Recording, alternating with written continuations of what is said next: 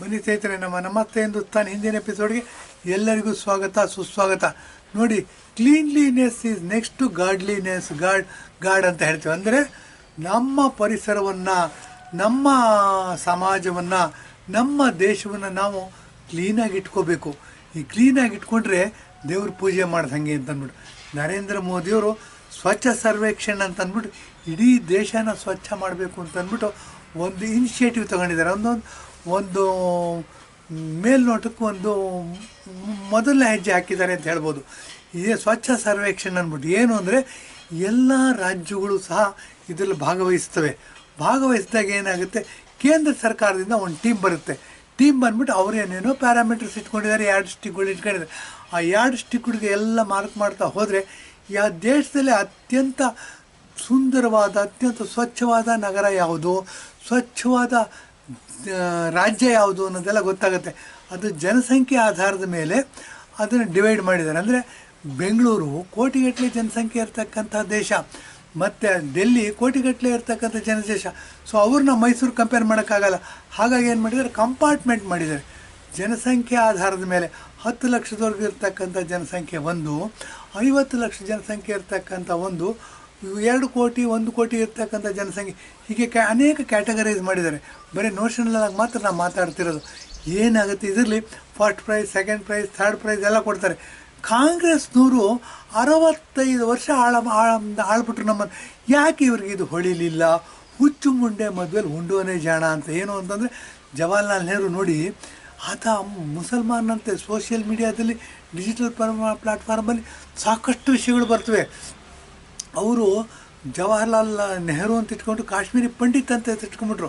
ನಮಗೆ ನೋಡಿ, ಈಗಲೂ ಸಹ ನಾವು ಕರ್ನಾಟಕ, ಆಂಧ್ರ, ತಮಿಳ್ನಾಡು, ಕೇರಳ ಏನಿದ್ದೀವಿ, ದ್ರಾವಿಡರು ಅಂತ ಕರೀತಾರೆ. ನಮಗೆ ಗೊತ್ತೇ ಆಗೋದಿಲ್ಲ ರೀ. ನಮಗೆ ಈಸಿಯಾಗಿ ಟೋಪಿ ಹಾಕ್ಬಿಡ್ಬೋದು. ಈಗಲೂ ನೋಡ್ಕೋತೀವಿ ನಾವು. ನರೇಂದ್ರ ಮೋದಿಯವರು ಪಾಪ ಉತ್ತರ ಭಾರತದಲ್ಲಿ ಎಷ್ಟು ಕಷ್ಟಪಡ್ತಾ ಇದ್ದಾರೆ. ಸ್ವಚ್ಛ ಸರ್ವೇಕ್ಷಣ್ ಅಂದ್ಬಿಟ್ಟು, ಸಂಸ್ಕೃತಿ ಅಂತ ಅಂದ್ಬಿಟ್ಟು, ಅಯೋಧ್ಯೆಯಲ್ಲಿ ರಾಮ ಮಂದಿರ ಜನವರಿ 22ನೇ ತಾರೀಕು ಆಗ್ತಾಯಿದೆ. 600 ವರ್ಷಗಳ ಕಾಲ ಯುದ್ಧ ಮಾಡಿದ್ದೀವಿ ನಾವು. ಆ ಯುದ್ಧ ಥರದ್ದು ಸಾವಿರಾರು ಜನ ಸತ್ತು ಹೋಗಿದ್ದಾರೆ. ಮತ್ತು ಕಾನೂನಾತ್ಮಕವಾಗಿ ಯುದ್ಧ ಮಾಡಿದ್ದೀವಿ. ಈಗ ಏನಾಗಿದೆ, ಸುಪ್ರೀಂ ಕೋರ್ಟ್ ವರ್ಡಿಕ್ಟ್ಗಳು, ರಾಜಕೀಯ ಇಚ್ಛಾಶಕ್ತಿ ಇದ್ದಿದ್ದರಿಂದ ಜನವರಿ 22ನೇ ತಾರೀಕು ನಮ್ಮ ದೇಶದ ಹೀರೋ ಅಂದರೆ ಶ್ರೀರಾಮ 7200 ವರ್ಷಗಳ ಹಿಂದೆ ಇದ್ದ ಅಂತ ಹೇಳ್ತೀವಿ. ನಮ್ಮ ದೇಶದ ಐಕಾನ್ ಅಂತ ಹೇಳ್ಬೋದು. ನಾವೇನು ಮಾಡಿಬಿಟ್ಟಿದ್ವಿ, ಸಿನಿಮಾದವ್ರನ್ನ ಐಕಾನ್ ಮಾಡ್ಕೊಂಡ್ಬಿಟ್ಟಿದ್ವಿ. ಇದೆಲ್ಲ ರೀ ನಮ್ಗೆ ಐಕಾನ್ ಆಗಬೇಕಾಗಿರೋದು.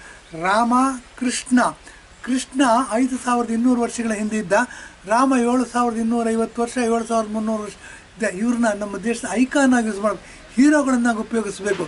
ಸೊ ಇಂಥ ಹೀರೋಗೆ ಏನು ಮಾಡಿದ್ದಾರೆ, ಸ್ವಂತ ಮನೆ ಇರಲಿಲ್ಲ. ಅದ್ಯಾರೋ ಬಾಬರ್ ಇದ್ದಂತೆ, ಮೀರ್ ಬಾಕಿ ಅಂತ ಅವ್ರ ಸೈನಿಕ ಇದ್ದಂತೆ, ರಾಮ ಮಂದಿರ ಕೆಡದ್ಬಿಟ್ಟು ಬಾಬರಿ ಮಸೀದಿ ಮಾಡಿದ್ದಂತೆ ಇದನ್ನೆಲ್ಲ ಹಿಸ್ಟ್ರಿ ಒಳಗೆ ಓದ್ತೀವಿ.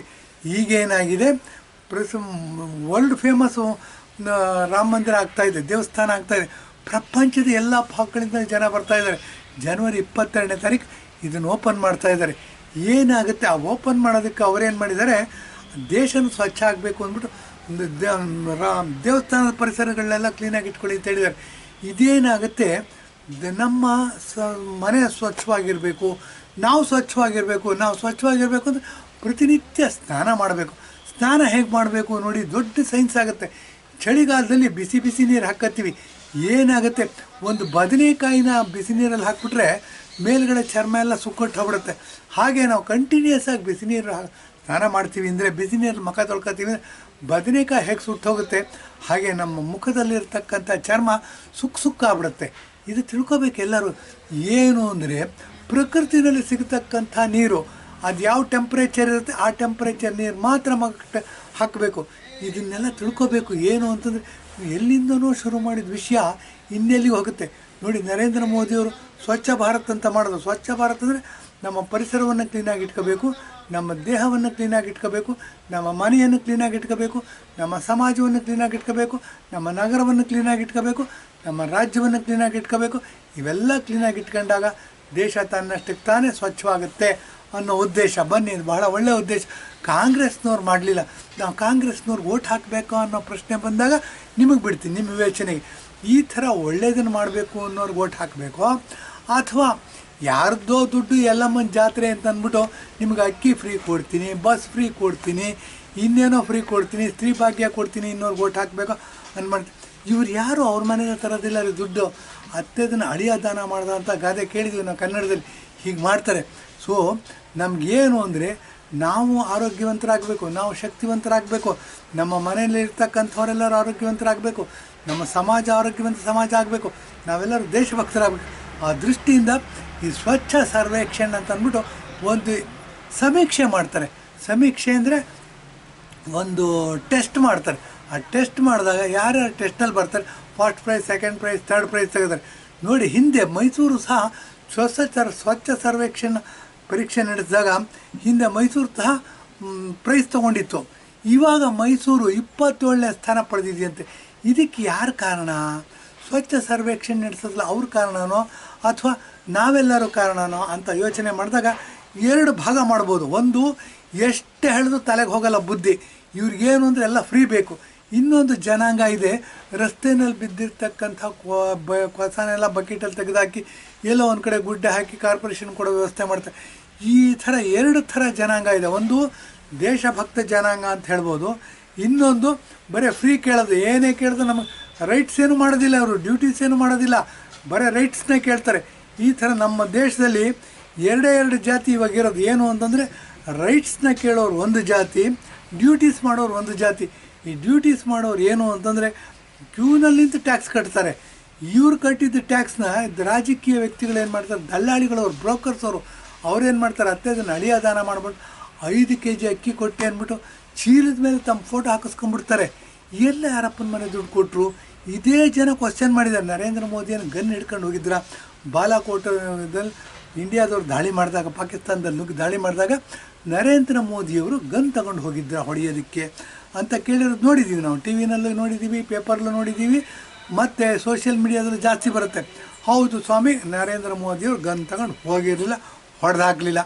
ನೀವ್ಯಾರು ದುಡ್ಡು ತೊಗೊಂಡು ಅಕ್ಕಿ ಕೊಡ್ತಾಯಿದ್ದೀವಿ, ನಿಮ್ಮ ಫೋಟೋ ಹಾಕಿಸ್ಕೊಂಡಿದ್ದಿರಲ್ಲ, ಇದು ನಿಮ್ಗೆ ಮನಸ್ಸಿಗೆ ಚುಚ್ಚೋದೇ ಅಲ್ವಾ? ನಾವು ಇಷ್ಟ ಅಮಾಯಕರಾಗ್ತೀವ, ಓಟ್ ಮತ್ತೆ ತಿರುಗಿ ಓಟ್ ಹಾಕ್ತೀವಿ. ನಾವು ಏನು ಅಂದರೆ ನನ್ನ ಹೆಸರಲ್ಲೂ ರಾಮ ಇದ್ದಾನೆ ಅಂತ ಹೇಳ್ಬಿಡ್ತೀವಿ, ಓಟ್ ಹಾಕ್ತೀವಿ. ವರ್ಷ ಪೂರ್ತಿ 5 ವರ್ಷನೂ ಟಿಪ್ಪು ಜಯಂತಿ ಮಾಡ್ತೀವಿ. ಏನು ನೋಡಿ ಹೇಗಿದೆ, ಎಲ್ಲಿಗೆ ಬಂದಿದೆ. ಸ್ವಚ್ಛ ಸರ್ವೇಕ್ಷಣ್ ಅಂದರೆ ಪೇಟ್ರಿಯಾಟಿಸಮ್. ಏನು ಅಂದರೆ ದೇಶಭಕ್ತಿ, ದೇಶ ಸ್ಟ್ರಾಂಗ್ ಆಗಬೇಕು, ದೇಶ ಆರೋಗ್ಯವಂತ ಆಗಿರಬೇಕು ಅಂತ ಮೋದಿ ತಗೊಂಡಿರ್ತಕ್ಕಂಥ ಇನಿಷಿಯೇಟಿವ್ ದೊಡ್ಡದು. ಹೇಗಾದರೂ ಮಾಡಿ ಅಧಿಕಾರ ತೊಗೊಂಡು ಚೀಫ್ ಮಿನಿಸ್ಟರ್ ಆಗೋದು ದೊಡ್ಡದು ಬಂದು ನೋಡಿದಾಗ ನಮ್ಮಲ್ಲಿ ಕೊನೆಯ ಪದಾಗ ಉಳಿಯತಕ್ಕಂಥ ಒಂದೇ ಒಂದು ಉತ್ತರ, ದೇಶ ದೊಡ್ಡದು, ಆರೋಗ್ಯ ದೊಡ್ಡದು, ಶಕ್ತಿವಂತರಾಗಬೇಕು ಅನ್ನೋದಕ್ಕೆ ಎಲ್ಲರೂ ಜೈ ಅಂತೀವಿ. ಇದು ಎಷ್ಟು ಸತ್ಯ ಅಲ್ವಾ? ಸ್ವಚ್ಛ ಸರ್ವೇಕ್ಷಣೆಯಲ್ಲಿ ಮೈಸೂರು 27ನೇ ಸ್ಥಾನ ತಗೊಂಡಿದೆಯಂತೆ. ಬನ್ನಿ, ಇದು ನಾವೆಲ್ಲ ಯೋಚನೆ ಮಾಡಬೇಕಾದಂಥ ವಿಚಾರ. ಎಲ್ಲೋ MLA ಆಗ್ಬಿಟ್ಟಿರ್ತೀವಿ, MP ಆಗ್ಬಿಟ್ಟಿರ್ತೀವಿ, ಅವ್ರ ಸಂಬಂಧಿಕರು ಇರ್ತಾರೆ, ರಸ್ತೆಯಲ್ಲಿ ಬಂದು ಕಸ ಬಿಸಾಕಿ ಹೋಗ್ತಾರೆ. ನನಗೆ ನೋಡಿ GY ಕೃಷ್ಣನ್ ಅಂದ್ಬಿಟ್ಟು ಕೋಲಾರದಲ್ಲಿ MP ಆಗಿದ್ದರು, ಅಂದರೆ ಸತ್ತು ಹೋಗಿದ್ದಾರೆ ಈಗ ಅವರು. ಕೋಲಾರದ MP ಕಾಂಗ್ರೆಸ್ ಅವರು, ಸೋಲೆಲ್ಲ ಸರ್ದಾರ್ ಅವರು 5 ಸರಿನೋ 6 ಸರಿ ನೆನಪಾಗ ಅವ್ರು ಯಾರೋ ಸಂಬಂಧಿಕರಿದ್ದರು.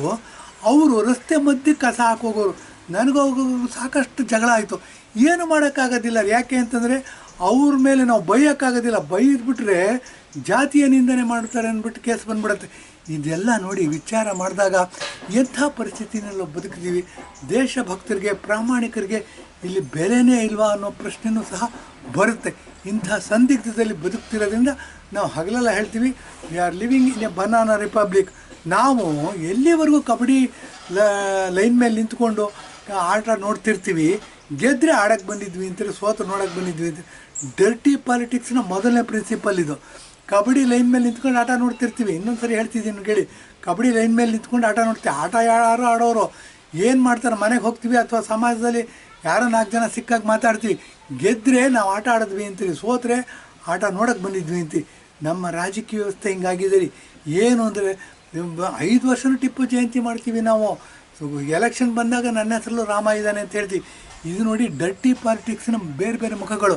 ಮತ್ತು ಇನ್ನೊಂದು ಏನು ಅಂತಂದರೆ ಯಾರದ್ದೂ ಬರ್ತ್ಡೇ ಇರೋದಿಲ್ಲ. ಎಲೆಕ್ಷನ್ ಟೈಮ್ ಬಂತು, ಎಲೆಕ್ಷನ್ ಡಿಕ್ಲೇರ್ ಆಯಿತು, ಇದ್ದಕ್ಕಿದ್ದಂಗೆ ಬರ್ತ್ಡೇ ಮನುಷ್ಯರು ಉಟ್ಕೊಂಡ್ಬಿಡ್ತಾರೆ.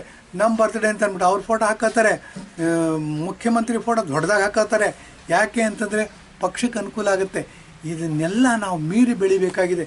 ದೇಶಭಕ್ತಿಗೋಸ್ಕರ ಕರೆ ಕೊಡ್ತಾ ಇದ್ದೀನಿ. ಬನ್ನಿ, ಸ್ವಚ್ಛ ಸರ್ವೇಕ್ಷಣ್ ಏನು ಮಾಡ್ತಾ ಇದ್ದಾರೆ, ಮೈಸೂರು 27ನೇ ಸ್ಥಾನಕ್ಕೆ ಕುಸ್ತಿದೆ. ಇದನ್ನು ಮಾಡಬೇಕಾಗಿರೋ ಜವಾಬ್ದಾರಿ ಸರ್ಕಾರದ್ದಲ್ಲ.